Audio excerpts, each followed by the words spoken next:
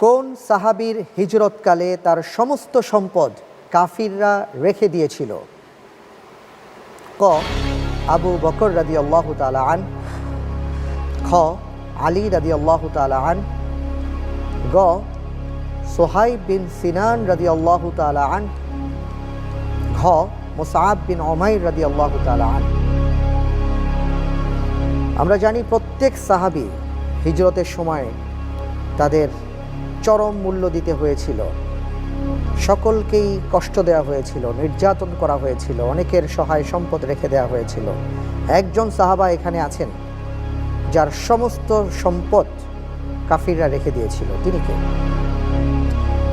জি আলহামদুলিল্লাহ, উত্তর গ সুহাইব বিন সিনান রাদিয়াল্লাহু আনহু। লক করে দেব? জি ইনশাআল্লাহ। লক করে দেওয়া হোক, গ সুহাইব বিন সিনান রাদিয়াল্লাহু তাআলা আন।